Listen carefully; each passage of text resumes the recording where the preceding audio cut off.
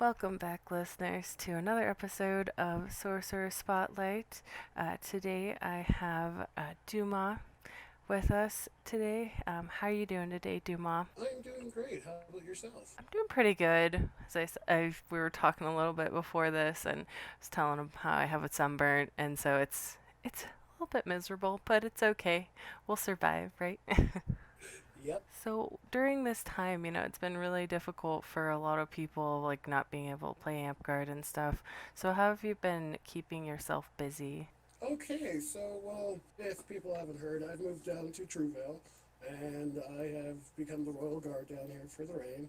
And every week I've been doing a video class on something Amtgard related, and I'm trying to help the current monarchy get the group back up and attending and all that good stuff. I've been working on some of my projects I have.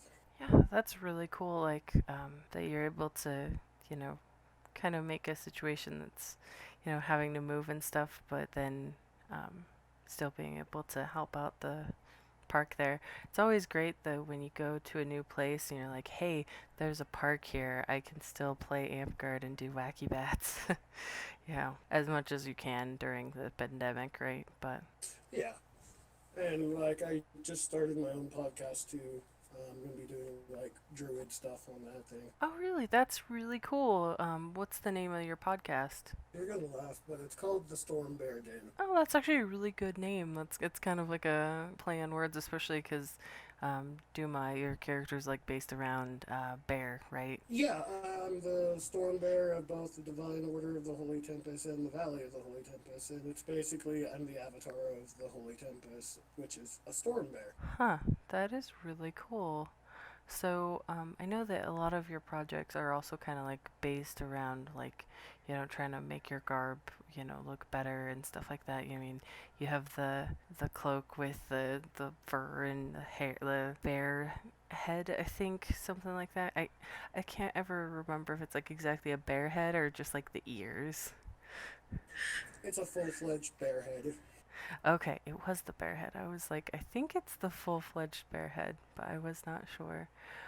So is there any other fun projects that you've been working on, like crafting projects? Well, crafting, no, but I've been working on a project that I've been that I unofficially started with the Valley of the Holy Tempest about 3 years ago. I'm calling it the Flurb character ranking system, so that way I can actually quantify the difficulty quest system I was using up there. Okay, yeah, that's really cool. Yeah, am I'm like a flurb, but I'm also kind of I don't know. I'm in the in between the stick jock and flurby. A lot of the spells and ins and outs of the gameplay kind of go over my head sometimes. So still working on trying to get better at that. So Oh yeah, but the project is called Flurb, but it's actually an acronym. It's Foundation, Leadership, Utilitarian, Utilities, Resourcefulness, and Boom. And then basically it just covers all the stuff that a player would need for a quest or just to play in a Val game. And then it goes to like it when I started this, it was supposed to be a lot easier than what it's turned into. But the Valley had so much fun with my Nightmare Mode quests that I'm like, okay, I'm gonna do this just because I know there's other flirbs out there like me who really love the immersion and actually having difficulty in their quests. yeah, no, I do like having like when it's a challenge, you know what I mean? And also kind of like the I remember we did a quest where you kind of apologize. So I know that there's some quests where you really get involved and you have like a riddle, you know what I mean? You have to solve like puzzles and riddles and stuff like that. And that's one thing like I kind of miss, you know what I mean? Sometimes because it's a lot of it's just battle games and you don't always get the quest side where you get the more flirby aspect, which is kind of a really fun thing. I think that would incorporate like more LARPer based people, you know what I mean, rather than the battle game players in the sense of, you know, actually like portraying a character instead of just battle gaming all the time. I like quests for that. That's really fun. Me too. I love, like, I don't get me wrong, I love to battle game, but I also joined Amtgard instead of like Bell or DAG or SCA because I like D&D and I like running worlds in D&D, so it just, the quest side has just got to me.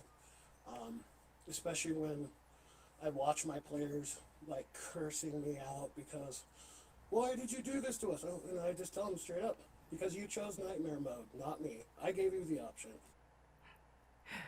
It's exactly it's kind of like pick your own story, and if you pick the um, or if you decide to fight that big bad monster in D&D, you're you're kind of setting yourself up for that super hard level in a sense, you know. Well, the funny part is I actually started the difficulty system because I wanted to hand out more artifacts and talismans, stuff like that. But I didn't feel right about doing it if the players didn't actually earn it. So I'm like, okay, well, let's do a nightmare mode.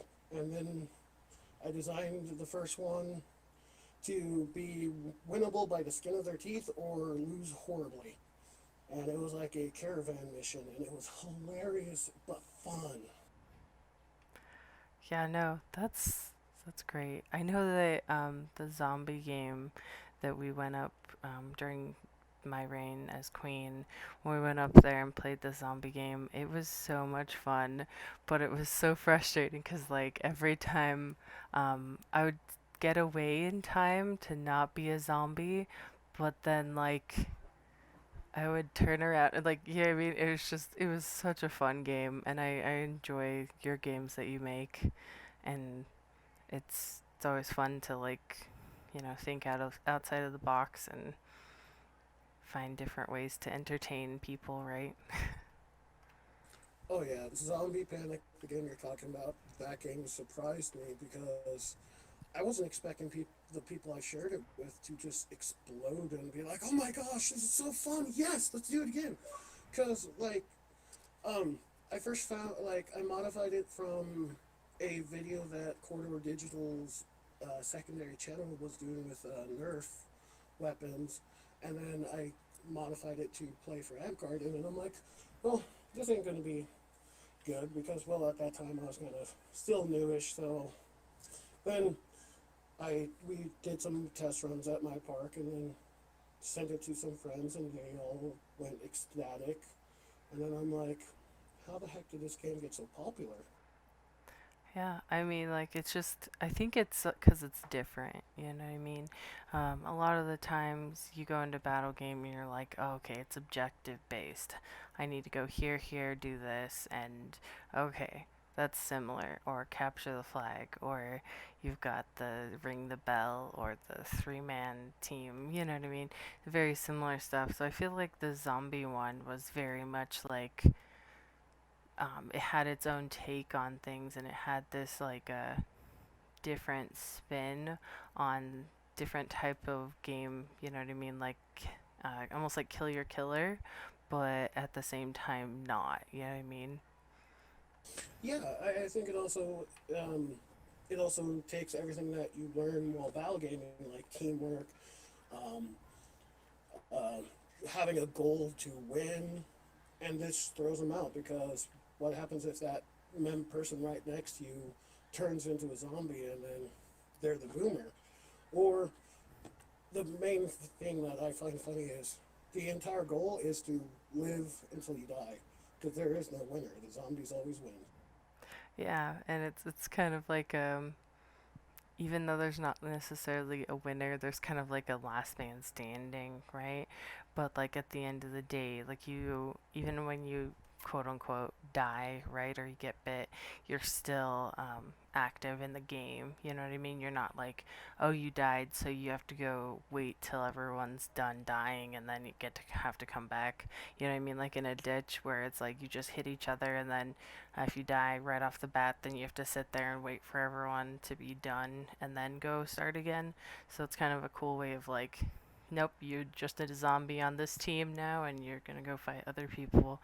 It was a great game, and I would totally applaud you for it because it was a very fun game to play. So, yeah, Thank you very much. yeah, no worries. You're definitely welcome, and we had a lot of fun when we were up there with everything, and I hope that we get to go visit you guys again or visit, Truevale because we went down to Truevale as well, and it was, I enjoy visiting other parks. It's been really difficult not being able to even see people I would normally see on a weekly basis. And it's kind of like I saw like Kim in the mall, right? And I was just like, oh my gosh, it's other people I know. So, but yeah. Well, luckily for me, I'm currently living with one of my pages and the current sheriff of Truevale, so I get to see his face every day. Not even, he's even my coworker now. Oh, well, that's fun. I mean, like, at least you probably can, like, hey, do you want to go fight each other in the backyard just to get some wax in? Unfortunately, we haven't been able to do that recently, but as soon as he gets back, I think I am going to do that. Yeah, no, that's what me and Tsume do every now and then. We'll just go outside and we'll either pell or do some wacky bats. So speaking of that, so what's your favorite weapon to fight with? I know you have your giant club, but is there like another weapon or anything else that you really enjoy fighting with? Okay, here comes the slurb out of me. My favorite weapons to actually fight with are my kukris, the weapons I've had since I started about 4 years ago. There are two shorts that are curved slightly, and they kind of look like kukris. I've made modifications to them over the year to make them even safer.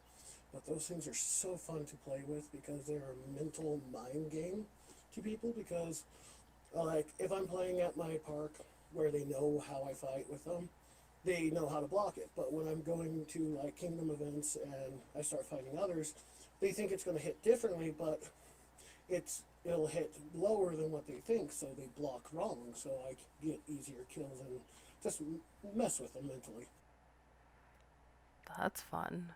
What do they look like? I can't remember exactly because for people who don't know exactly what like you're talking about, like of what, explain to me like kind of what that weapon is, like what the weapons you're talking about, like kind of what they look like. Okay, so on the hilt side, the hilt is slightly bent, so my hand fits comfortably there. Um, then it has maybe about 5 inches of straightness, and then I bent the PVC core, and curved it so it's not like a capeche or yeah, it'd be more like a kukri, which is a weird knife like weapon they have. Um, they are the red ones I have, and they're actually longer than short, but because of how we measure shorts or weapons, they actually reach into short distance. And then on the tip is a extra padded bit of foam because that's the only place I actually hit with. Okay. Does it like curve at the very end, like kind of like a hook almost? No, it's the that I put into these are very slight. The main big curve is from the grip to the blade, and that was just so I can get a better target strike that I like. A target, what was it? Strike preference with it. Okay. Okay, that's really cool. So what is like a class that you like to play that with? Because I was gonna say, I was like, I don't know if you can you use those weapons while playing druid or Yep. nice. Druid is actually the one I prefer using them with because usually when I play Druid, I'm a selfish Druid, so I have my armor on and then I can just be up front and just take care of business. Um, because, yeah, as a Druid, we get two shorts, one long, one great, and a bow if we're doing Ranger. Okay, yeah. I haven't played Druid all that much, and so many people have told me that I need to try Druid. I just haven't yet. I'm starting on Wizard right now, so that's the route I'm going. So I haven't really studied a lot of the Druids, so I was kind of curious. I was like, can you? I was like, I think you can, but I can't remember. Definitely. And I'm myself am going Wizard right now, too, so I feel ya. Yeah, no, it's been interesting learning about the different spells for Wizard, and also kind of talking with a few people who play Wizard a lot, right? And how they play them, as well as like I've kind of been doing just like research on Amtgard boards about how to play it better and like whatnot. So it's been kind of interesting to kind of go over that of a class that I've literally only played like a couple times, but I've been really wanting to play because I have a character that I kind of want to cosplay while also being a wizard because she's a wizard. So it's just kind of fun. But yeah. So with your character, like, do you have like a backstory for Duma or? Yes, I do. In fact, that's what. So last December, I decided to finally put it down on paper because I have it in my head, and with the Valley, how I set it up, we had a living storyline going on there, and Dumah was one of the main presents in every single storyline, except for his death and rebirth. But so I went off on. I threw away some of the normal tropes. Both of his parents are alive. They're currently retired, somewhere safe, and they don't get interfered by anything he goes after. He started off as a human assassin. Um, uh, his very first contract he did, he botched it because he accidentally hit the target's artery and soaked his grace belt he had and turned it blood red. But the person holding the contract was like, "Oh, dude, that's awesome! You just made everyone around him afraid of what was going to happen to him."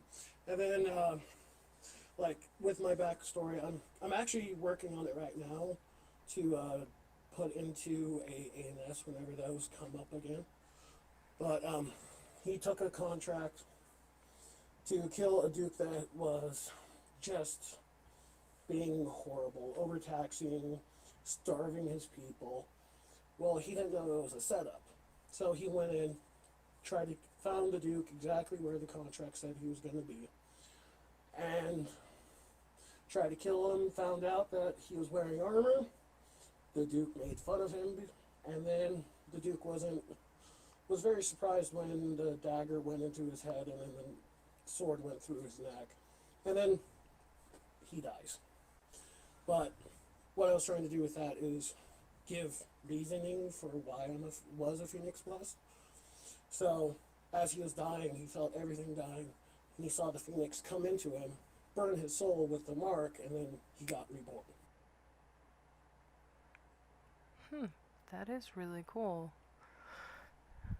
Yeah, no, I have a interesting backstory, but I've never really like fully said it or done anything with it. But that is really cool, and I'm totally looking forward to hopefully being able to read your like, short story backstory of Duma. Be kind of interesting, of like the transition of him going from an assassin to, eventually a druid, right? Oh yeah, that was because he was like the main one of the reasons why he did turn into Druid was because he was good at being an assassin, but he always felt that there was something missing from his life, and he just couldn't find it. It was the one contract he couldn't complete.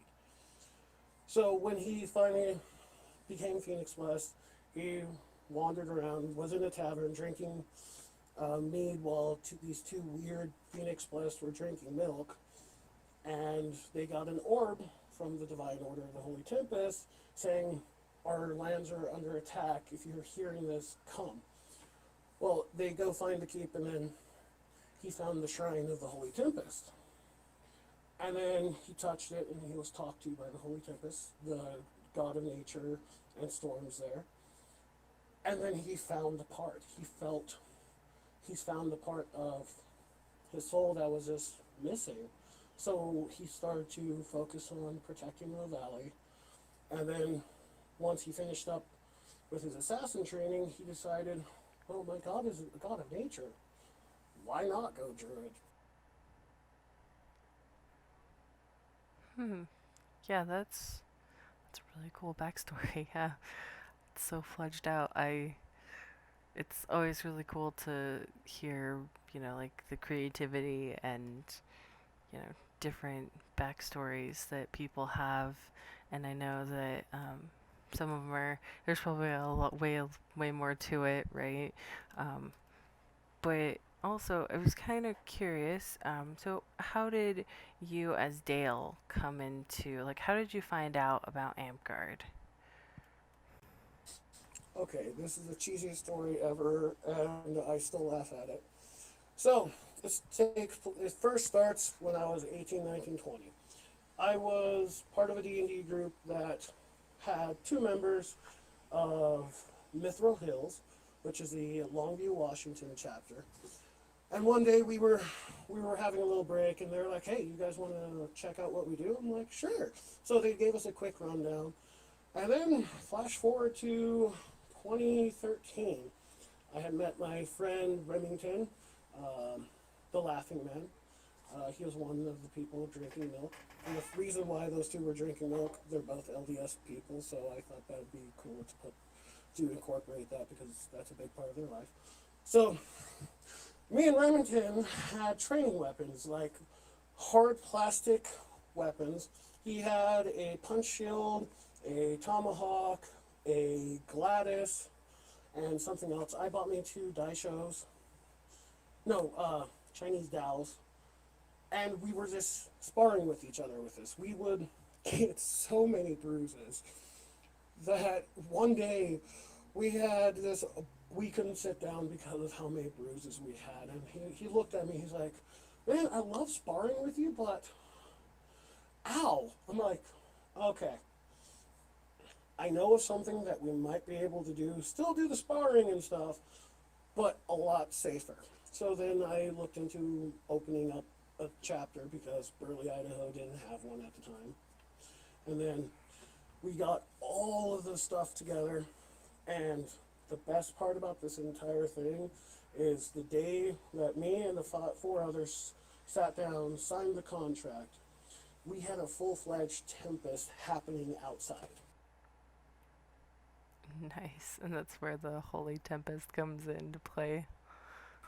Well, me and Remington were talking about it before that, and we thought, since religion is such a big deal in our that area, we're like, okay, let's figure out a way to incorporate that so we're kind of a little bit we're taking what our area has and using it. So we decided, since we were in a valley, okay, valley, holy, because to represent the religion. And then I came up with a tempest because I had this full-fledged story of how, like, the villagers, how they worship this deity who would, in the north, do strong winds to break the weak branches to for the climbers, so they wouldn't fall, hit one of those old and decayed branches and fall to their deaths. The farmers would pray for the rain. The thunder and lightning scared away the bad spirits, and then the rain would keep everything clean. That is really cool. I was always kind of curious of like how you guys came up with the name, because you know what I mean. River's End, you've got like Terra Devotum. Like, I'm always kind of curious of like what the thought process is behind those names, right? So it's kind of cool to see like a breakdown of why that name was chosen for your park, and I think it suits you guys. Like, it suited that, it suits that park really well. So you guys have grown so much, and it's great. And I just hope that with everything going on, that you guys are still able to, keep a decent amount of numbers up there. So, I completely trust in Lord Shadow. That guy is going to make that park amazing. yeah, he's definitely a great guy. I always love his little updates of like his armor and stuff, and it's just always getting better and always improving. And I feel like that's kind of what Amtgard is. We're always just, improving our craft. We're improving just everything in our lives. You know what I mean? Is trying to improve, even during this hardship. You know what I mean? Just trying to improve your life to make it at least, a little bit better, right? And even though it is kind of escape from, normal reality, right?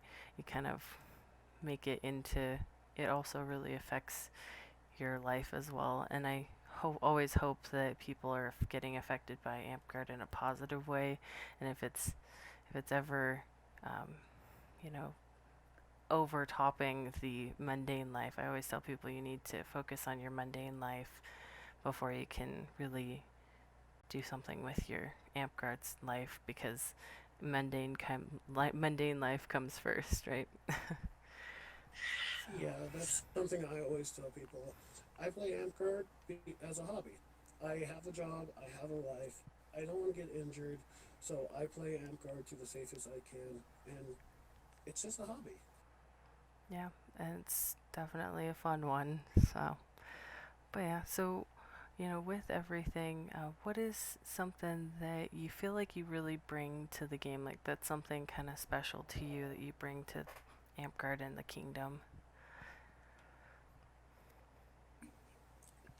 Okay. Well, first off, I'm the guy who never shuts his mouth. I've always made that joke, especially when I was the KGMR for a year. That the loudmouth KGMR here talking again. But I also like trying. I think that I bring a lot of role playing into reigns that require it. I also try to get rules and reads to get better at what they do. Um, I also am very vocal on the kingdom boards, which is why I call myself the loudmouth druid. Well, I definitely enjoy like the role play aspects. It kind of helps break up, mundane life. You going through your Facebook, and it's all this other stuff, and then you have like Amtgard posts, which are, I feel like a breath of fresh air sometimes. Um, just because it's like it's funny, or you know it's like, oh, what's going on? What's the RP drama this time?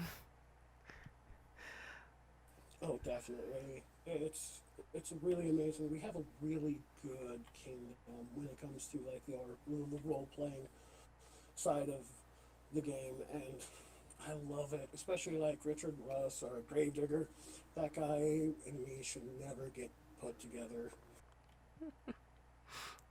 Yeah, but you guys would be really funny though. I would be, you know, I I enjoy like the different like RP posts, and kind of like really excited about the fairy tale reign, because I know I've watched all of fairy tale, so I know a lot of the fairy tale stuff. Not the manga so much as just the anime, but still really love fairy tale. So I've been enjoying that. So, with Amtgard, we all have goals in Amtgard, and what is a goal that you're currently like working towards, like one of your biggest goals in the game? So I have a funny, haha, don't take this serious goal, and then I'll tell you my real goals. So my haha goal is I want to become a knight so I can page myself so I can start wearing my red belt again. Serious goal. serious goal is I'm actually wanting to do more with creating battle games and quest stuff like that. Um, like right now, I'm working on my second entry to the Necropolis Rising quest line. Um, I'm also trying to go for a crown, um, because I've been I'm like looking back, especially after I did my farewell uh, video for the Valley. I have been in office almost every single reign in some capacity doing something, and I just thrive being in leadership. Yeah. Yeah, no, I definitely understand that. That's one of my biggest goals is going for crown as well. So, yeah, it's a hard one to do though. Being in office, it is definitely when people say it's the easiest one to get, I'm like, you're definitely wrong on that. It's just because even being in office, man, I feel like it ages you. You know what I mean? Have you ever seen previous pictures of like Barack Obama, like when he started um, being president to when he like left being president? It's like he aged like 10 years. You know what I mean? That amount of time.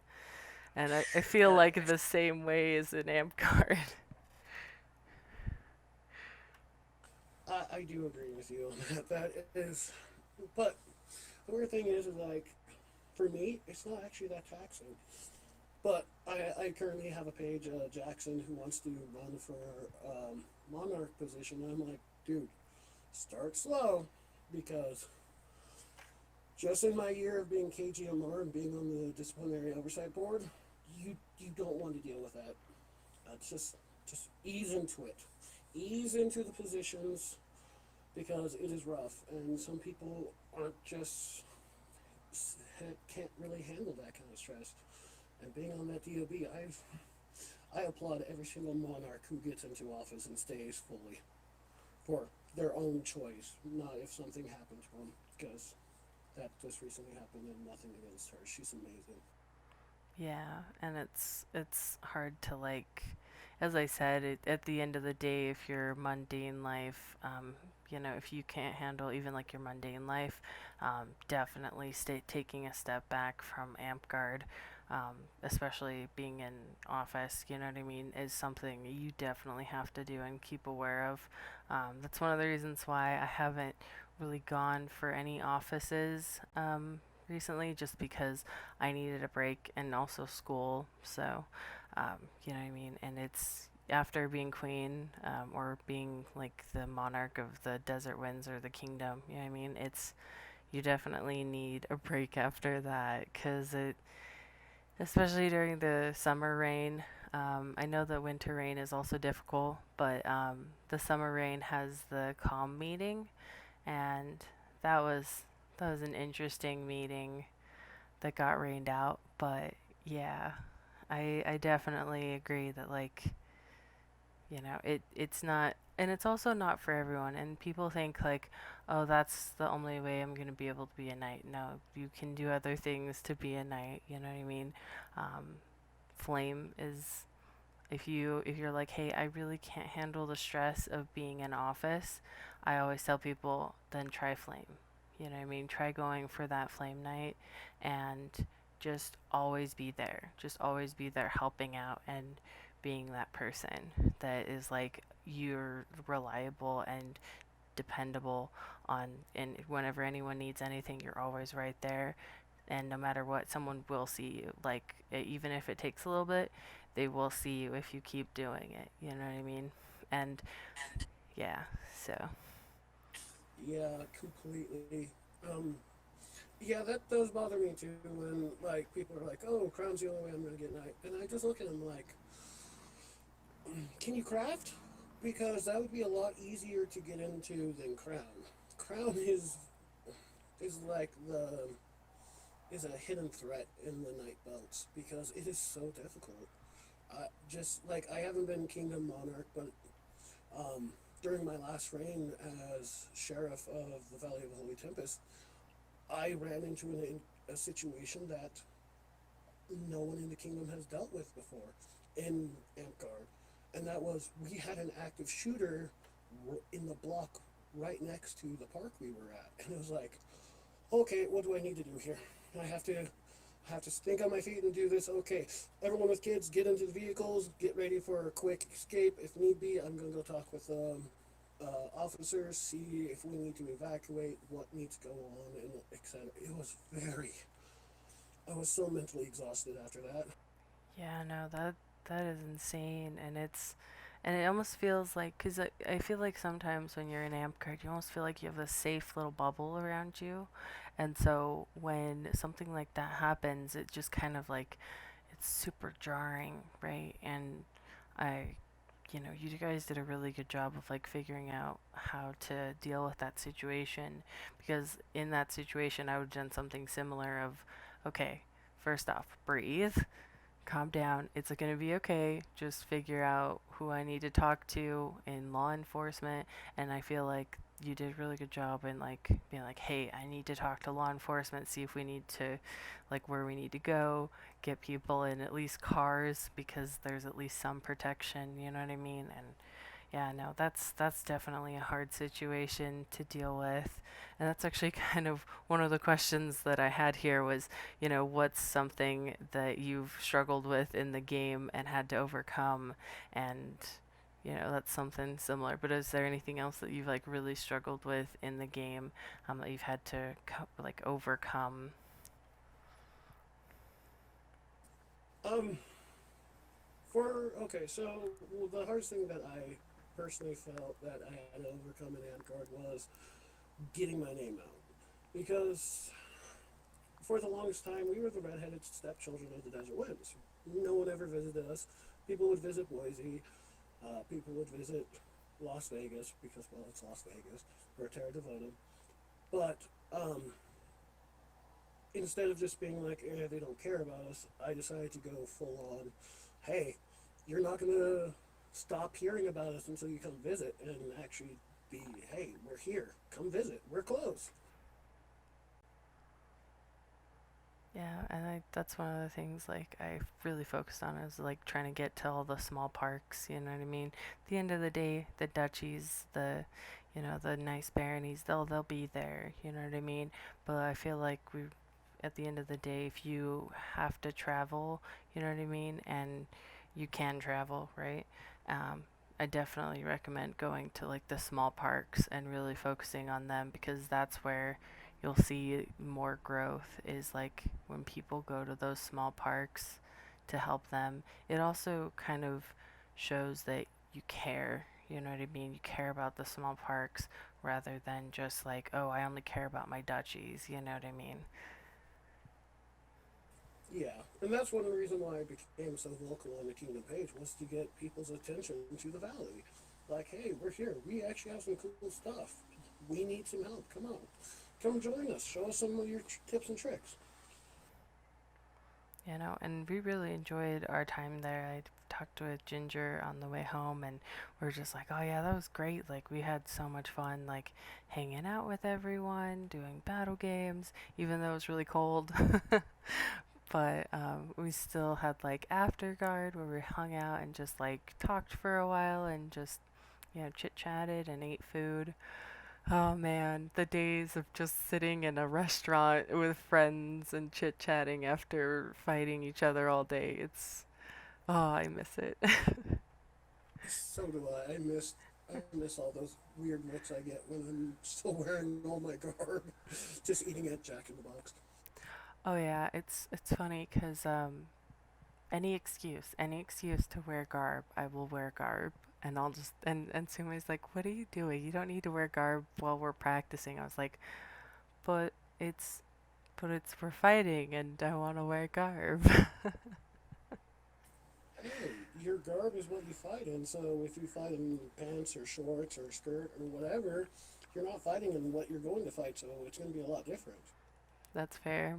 That's what I'll tell him next time. That's my excuse. It's just like, yes, I'm fighting in this because it will help me in actually combat. Yes, that's the reason, not because I like looking pretty. So,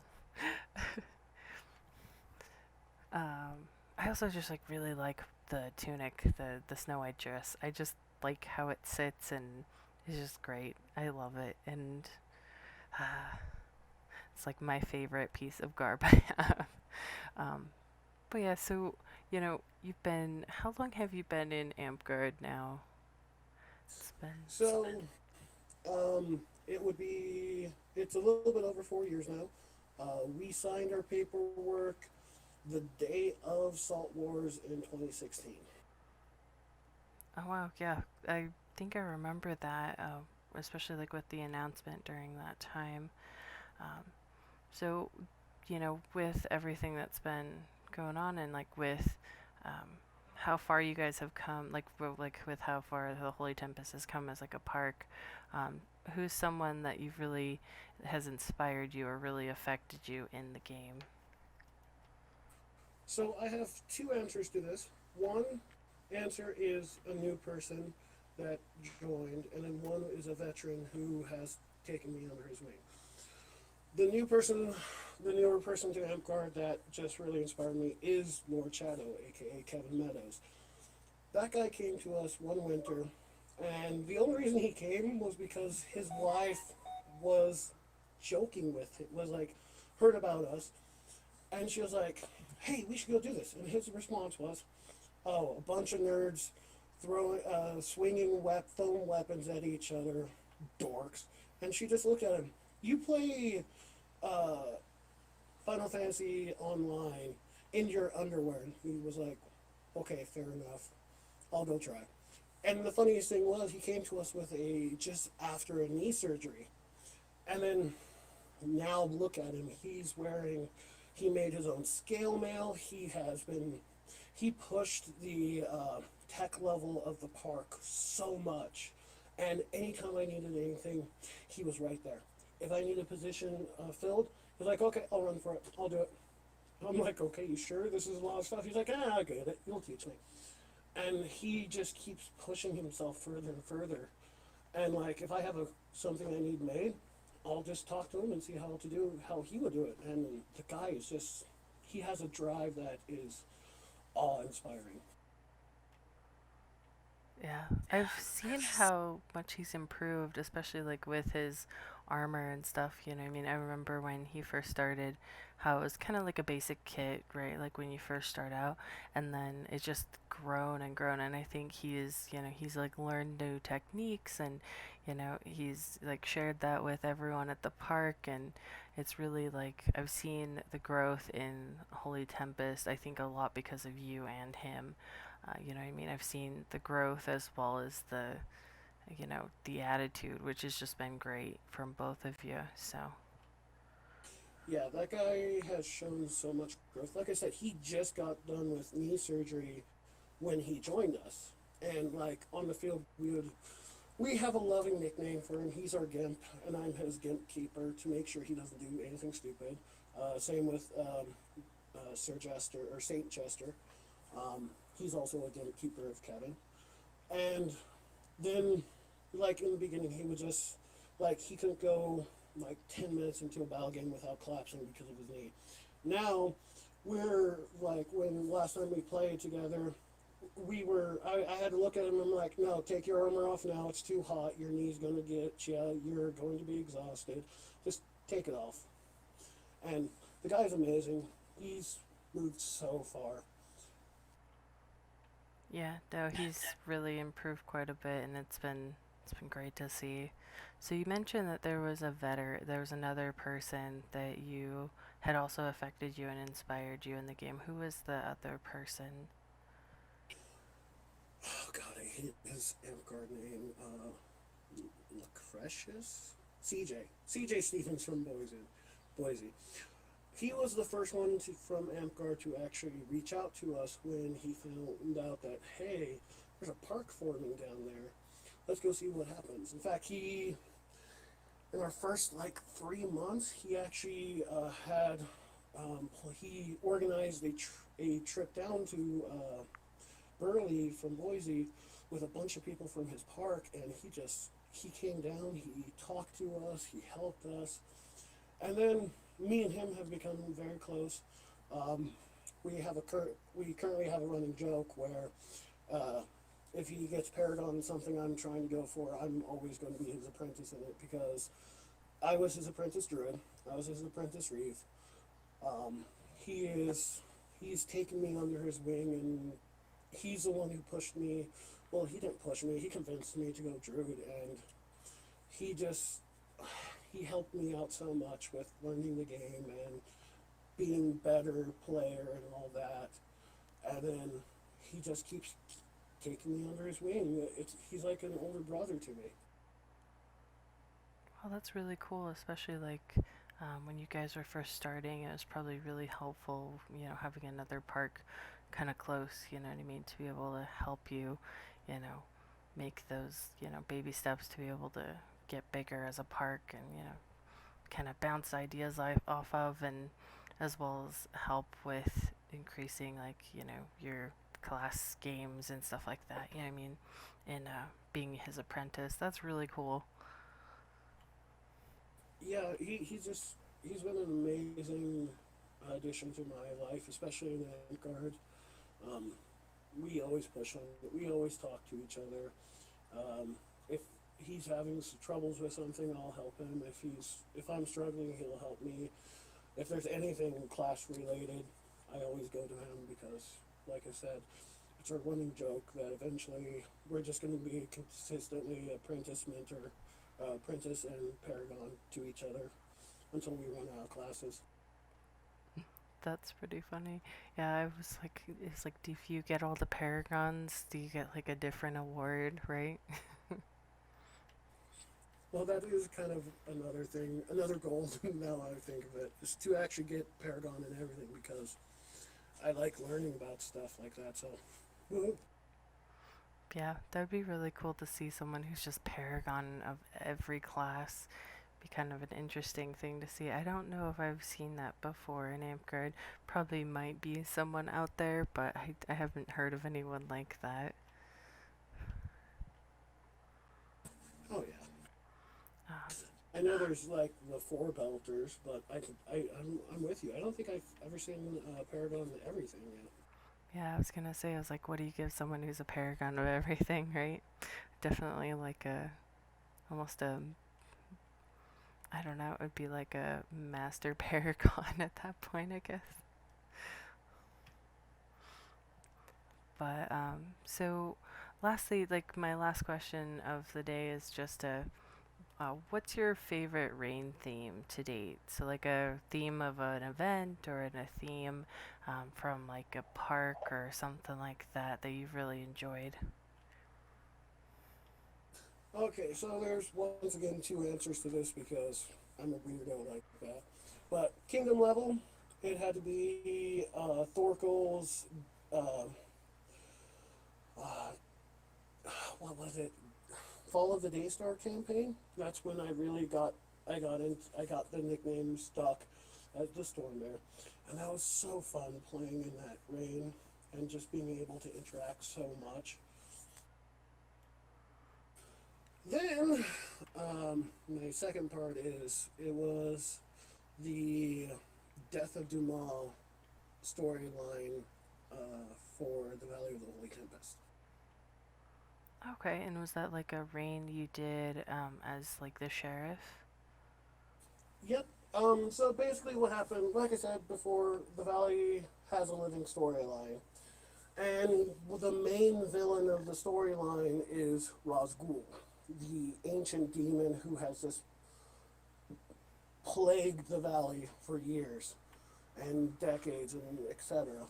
Well, I'm like, okay, so I just threw out Amalur the Fate Dragon. We did the Phoenix Cursed.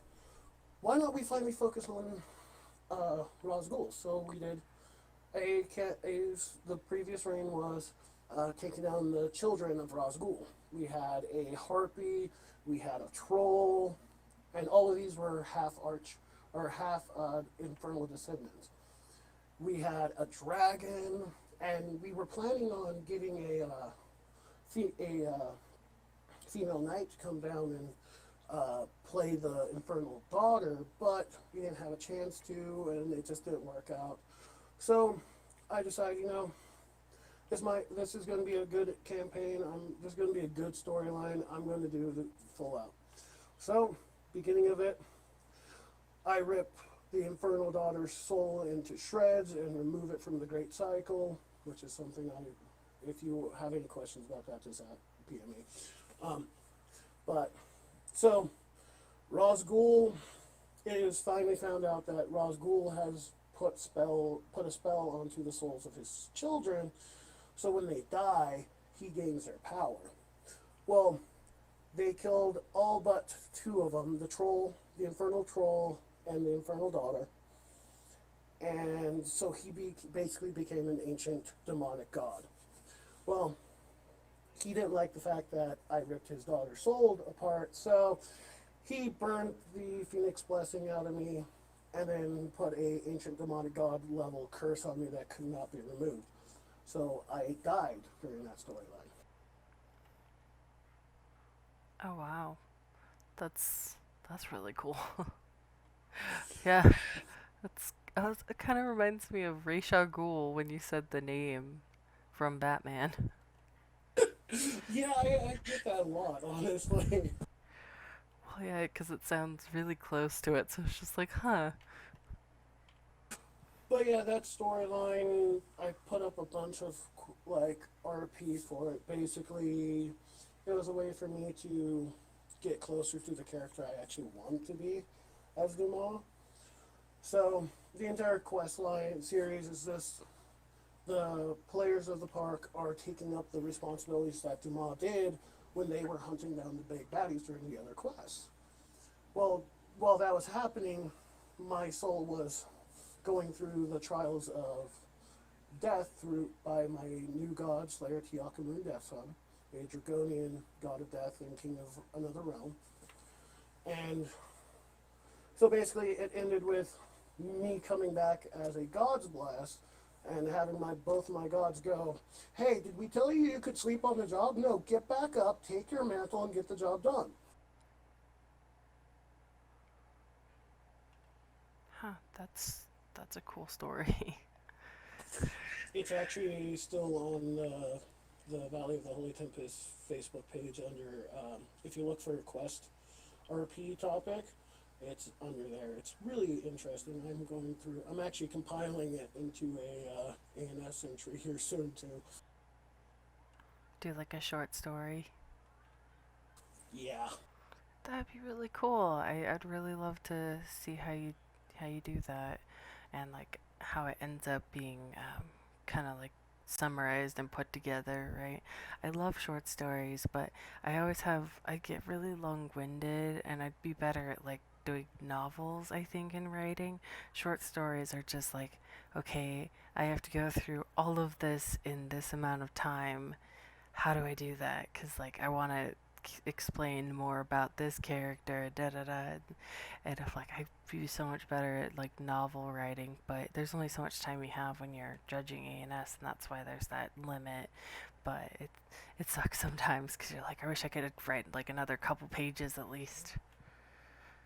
Oh, I feel yeah. That's how it was with my first quest and then Necropolis Rising. It was too long, and so I tried to break it up, and then I got lost points because I broke it up into two entries.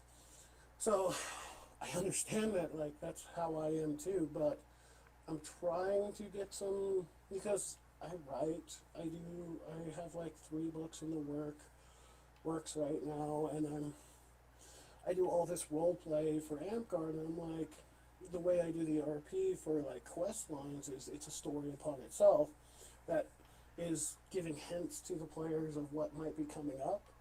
So it's like, if I want to work on one of my strengths, which is writing, I have to work on doing those short stories. So I thought, you know, doing this quest line, what I did with it, I can easily get that down to 5 pages.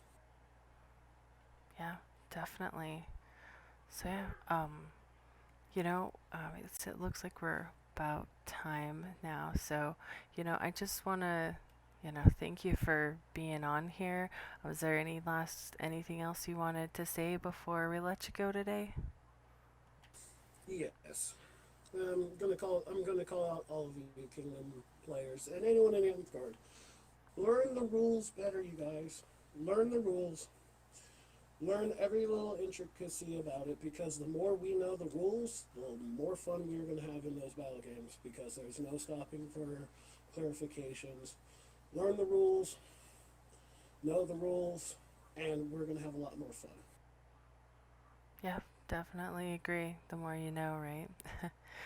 So yeah, so I just want to thank you so much, Duma, for joining me on the podcast, and for those of you listening, thank you so much for all your support, and thank you for subscribing. And if you really enjoyed this video, or this podcast, just like, subscribe, comment, and ring the bell for notifications as soon as they're posted, rather than when I post them on Facebook, which is usually a little bit after. So you'd be right there before anyone sees it on Facebook if you click that bell. So I just want to thank you guys for listening, and take care.